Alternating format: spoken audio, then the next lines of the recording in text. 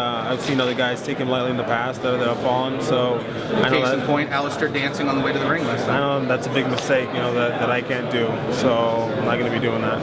You got a great team behind you too. Daniel seems like a guy that, and he's basically the I don't want to say team leader, the team captain, but he does carry that old Grandpa Cormier presence kind of around. He does. He's a good coach. A good teammate. So we're helping each other get ready. We want the best for each other. We want each other to succeed. And his coaching of wrestling has kind of just transferred into what we're doing now. So he's gotten better overall, and has definitely given me good insight into what we're doing now. And I think that's why, a lot of people outside MMA ask, I've heard a lot about this Daniel Cormier guy. You always get asked the question about, next in line and all that stuff. But with you and him, it's not so much even a friend and training partner. It's almost like it's a different relationship. And that's why I think, you guys still haven't talked about a mental matchup, have you? No, as far as fighting each other or anything else, no. That's definitely not a possibility. He's talked about having one more fight, maybe a heavyweight, then maybe going down. So I support him in his decision. You know what I mean? I want him to do well everywhere, and he will. The type of fighter that he is, he will do well. Absolutely.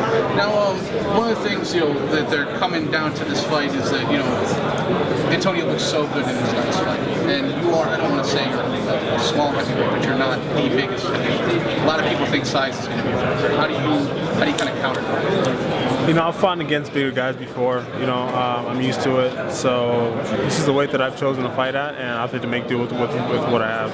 Did he show you anything in the ring fight that you hadn't seen before? You were like, wow, impressive. No, I think he's looked the same. I know what he can do on his feet. That's definitely the most dangerous part. For me is for him on his feet. For him, in his boxing, having that strong punching power. So we have to use just our game plan of fighting going in. We do everything. We box, we stand on our feet, we look for takedowns, we do everything. So we're going to do that in this fight. Assuming everything goes as planned, how often do you want to stay active, and what's kind of the end game, kind of going forward? Obviously, aside from I like maybe I like to fight twice a year or so. Or give or take it on there. Get to fight, get to have some relaxing time, get to slowly get back into training, and then let the full training session go on hard. So that's what I like to do. Recent signing of Barnett. Aside from that, the heavyweight division is kind of up in there. There's Daniel, but we've already nixed that. So when you look at the heavyweight division, assuming everything goes as planned, what kind of eyes the next guys that are going to be coming for Cain Velasquez? Right now, all my focus is on Bigfoot, and that's it. Whatever happens after that, happens after that. Kind of just let the cards fall.